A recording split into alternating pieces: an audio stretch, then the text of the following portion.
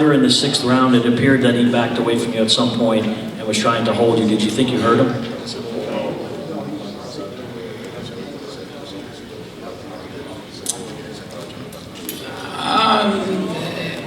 Era el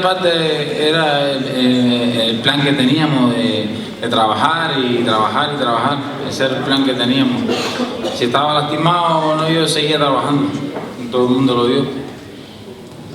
You know, the game plan was to obviously back him up, get behind some combinations and try and set him up for the shot, not just try and hit the home run. Wasn't sure if he was or he wasn't. He wasn't really paying attention to that. He was just continuing to try and work and do what, you know, we worked on trying to get the job done. Luis, right in front here.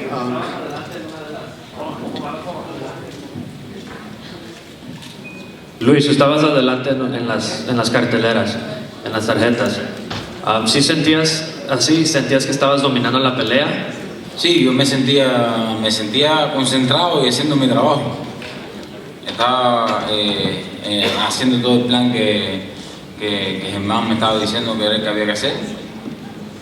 The question was that he was ahead on the scorecards if he thought that he was, effectively doing the job, and he answered that yes, it was the game plan of how to attack Wilder. He was following the instructions that I was giving him in the corner, which was to stay close and stay behind the jab and at the angles.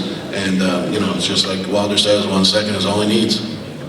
Luis, right in front here. I'm wondering if you were surprised by the way Wilder fought you, not throwing a lot of punches, seemed like he held the right hand back a lot of the night.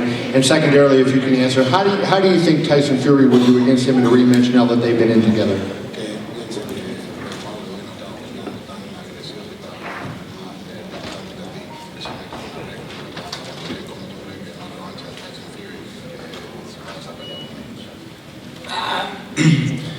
Bueno, es diferente.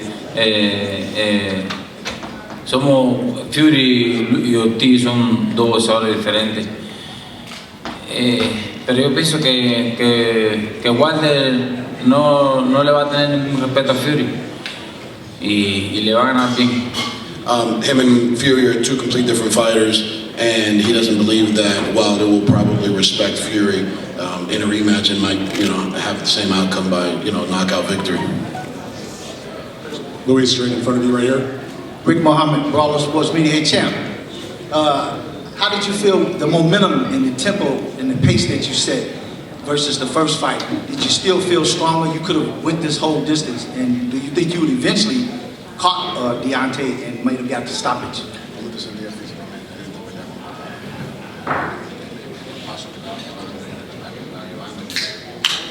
No, todo el mundo vio, yo estaba físicamente y mentalmente estaba preparado, estaba enfocado en el trabajo, pero esto es boxeo, un descuido y Deontay es un bombardero y me conectó. Everyone was watching the fight, obviously. He doesn't have to say, if he was or wasn't. Que el árbitro podía darme la oportunidad porque yo sentí que me... And yes, he was, in great shape, both physically and emotionally, mentally, and he was prepared to take this fight as long as it needed to be, to answer your question, whether it was going to be a knockout or a decision win or a clear-cut victory.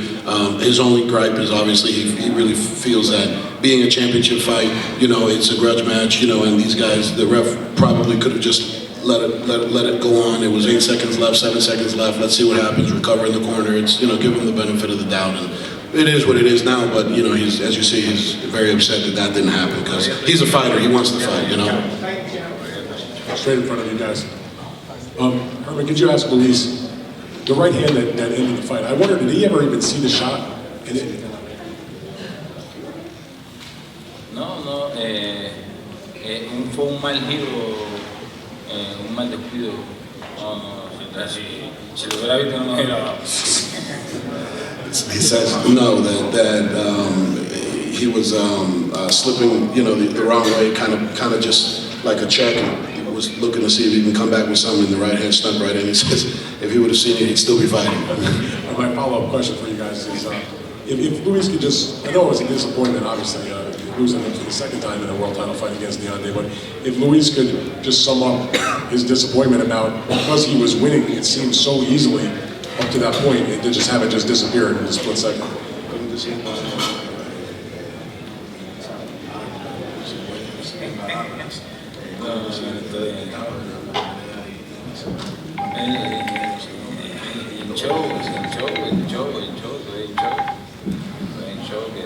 He's in shock, you know, I mean, just really no words, just in shock and disappointed, and, you know, rightly so, yeah.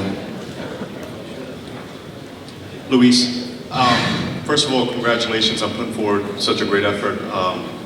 Deontay mentioned that some of the best heavyweights in the world should induct you based on the fact that you lost to him today, and that they should still be willing to fight you. At this point, you're 40 years old.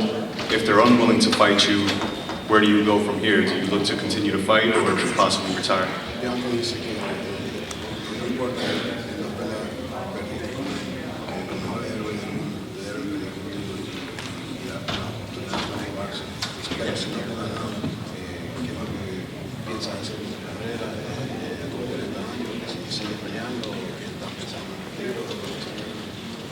Retirarse, ¿no? Todavía me la voy a quitar con unos cuantos heavyweights que hay por ahí. He says retirement's not in his plans. He's going to take out his frustrations on a few other heavyweights that are going to pop up. So you're going to see just exactly how he feels in the next few years.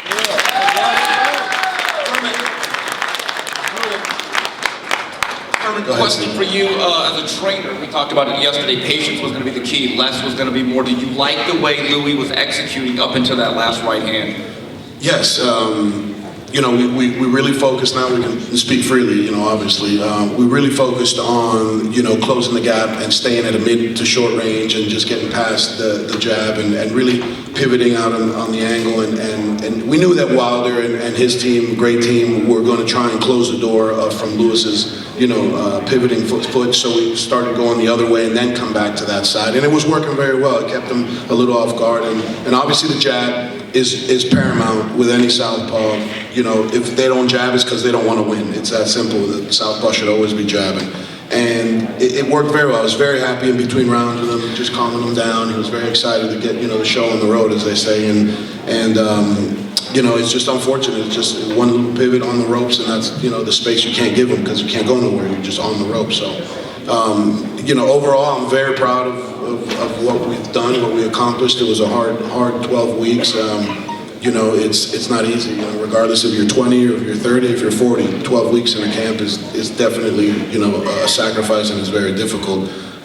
So, you know, I got nothing but the utmost respect for him. And they asked me this question yesterday, what I thought, and I just thought, you know, I as a human being, it's bar none what I'm most proud of is just who he is as a man, as a father, as a human being, and that's, to me, bigger than just, you know, the athlete. And I choose who I train because of some of those things. It's not so much because of what they can do in the ring. There's a lot of people that are just not worth it, and this is a man that's worth going to bat 150 times for.